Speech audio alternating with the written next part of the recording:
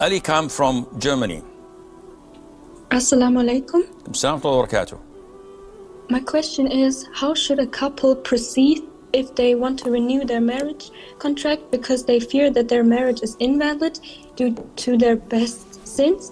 Do they have to wait months because of the woman's menstruation? Does the wali need to give his consent again? Do they have to get engaged again? The couple had not had sexual intercourse for 3 months. Can that count as waiting? And are they allowed to communicate before they renew the marriage contract? First of all, such issues must be addressed privately, because each and every scenario differs from one person to the other, from one couple to the other.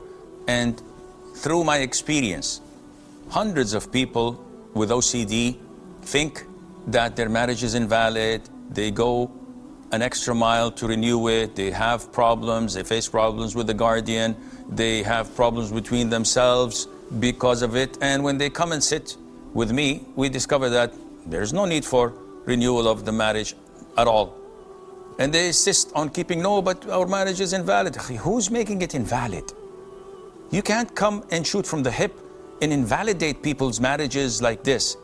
And some people go the extra mile of insisting that they're not married. So, okay, you're not married. And they start to weep and cry. Say, how is it that we're not married? We have children, they're born out of wedlock, they are sons of zina, they're bastards, this and that. Okay, guys, you're married, but, I said, okay, but no, we're not married. So, hey, come on, I'm gonna bring a pistol to my head. Are you married or not married? So they keep on confusing themselves, making life difficult for themselves and for others. Therefore, they have to get this behind him, because even if they get the fatwa, they are fine for a month or two until they put their guard down. Shaitan is leaving them alone. After 2 months, he attacks viciously again. And then the cycle goes back again. And they call on scholars here and there until they meet a scholar that would say, no, you cannot get married again. Your marriage is totally destroyed. And you, as a wife, cannot go back to him until you marry someone else, another man. What more devastating would an answer be? You deserve it.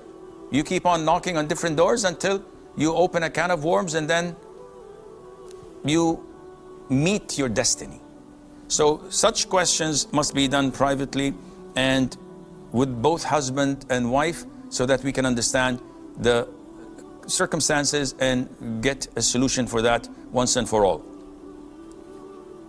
Yunus from Germany. Assalamu alaikum, Sheikh. Alaikum salam wa rahmatullah. Can I ask 2 questions? No. So in wudu, I watched many of your videos about what's washing, what's wiping, and my question is, and I saw how you showed how to wash the arm. My question is, if I have water in my arms, okay, and I say wash my face, what I do is I start at the top, and then I wipe with my hands over the face. Now, if I take my hands off the face and start from the top again, will this then be wiping, or is this still washing? Because it's very hard to wash my face one time without doing this. I can't move it up again. I hope the question is clear. First of all, you have to stop overthinking and trying to make your life difficult and the life of those around you difficult. Allah stated in the Qur'an, wash your face. يا أيها الذين آمنوا إذا قمتم للصلاة فاغسلوا وجوهكم. You have to wash your face. How to wash my face? 1 tablespoon or 2 tablespoons maximum. In the palm of your hand, there's water in my hand. I combine my hands and I wash my face. That's it. So, okay, Sheikh, but I washed once, then I took my hands off, and then I continued washing my face. Is this washing or wiping? Who cares? Who told you that this is different than washing? It's still the same washing. You're doing it. Oh, Sheikh, but I took 2 seconds. This is your OCD kicking in. And sometimes your OCD is backed by shaitan. When you think that, oh, that's a legitimate question, I should maybe make life difficult for the Sheikh or for the others, and I ask these weird questions, and if it is ignited not by the intention to learn, rather to flex your muscles and pausing questions that may be problematic or difficult to navigate around. Be careful. This is when shaitan highlights the hypocrisy in people's hearts, little by little, until it overwhelms it. Don't go to extremes. Follow the Qur'an and the Sunnah. Allah says, wash, wash. Don't ask about things. Don't open a can of worms and then complain that the worms are eating you up. Stick with the Qur'an and the Sunnah and avoid these whispers, and Allah knows best. Medina from Germany. Assalamu alaikum. Alaikum salam wa rahmatullah. So my friend wants to know if the husband or wife commits kufr or shirk, but they were not aware that it is kufr because they didn't know. But after they found out, they repented. Is the marriage still valid? Yes, the marriage is still valid. Salma from Canada. Assalamu alaikum rahmatullahi wa barakatuh. Wa alaikum assalam wa rahmatullahi wa barakatuh. Taking my call. So my question is, I'm trying my best to put my words together. It's an extremely important question I need to ask you. My recently son passed away, and I have a very bad anxiety and loneliness after Maghrib, and I wanted to move from this home to sell. But the question is that my husband is planning to go to India to see his mother. His mother has a daughter and grandchildren in India. She is a good in hands. And I asked him to delay and not to go this time, and let's work together and sell this home and move on our life, because this house is remind my son every day. Most of the time I get anxiety, depression, because he has a lots of memory in this home. But my husband, he says that no, I need to go. He did the same thing last year. He went to India. We were not able to move another home because he went to India to see his mother. He's doing the same thing. And whenever I tell him not to go, he said, you are a Jahannam woman. You are stopping me to see my mother. Am I Jahannaming? One question. Second is that... No, okay, first of all, we have only one question. It is his right to move.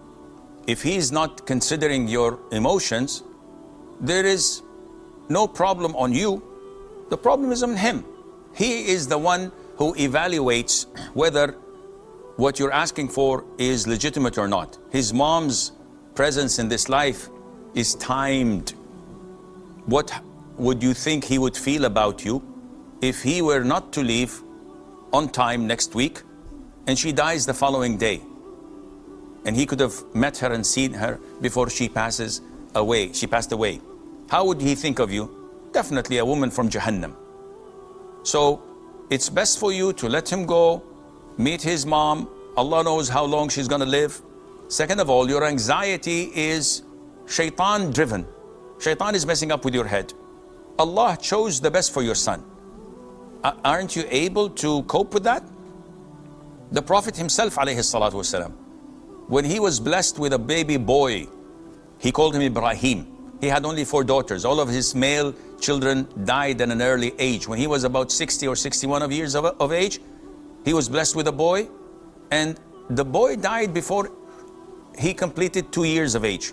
So he was devastated, alayhi salatu wasalam. What did he say? He said, the heart is saddened and the eyes are watering and weeping. And we don't say anything that angers Allah, but indeed, O Ibrahim, by departing us, we are saddened. So you should have total reliance in Allah Azza wa Jal and not allow shaitan to mess up with your head like this. Besides, your husband's point of view is, okay, let's assume we sell the house and we move on to another house, but you still get these anxiety attacks after Maghrib. What are we going to do? Migrate to India again? Or move to somewhere else? It doesn't make any sense. So let him go in peace, stop nagging him, and trust Allah and make ruqya on yourself, and inshallah you'll be in good hands.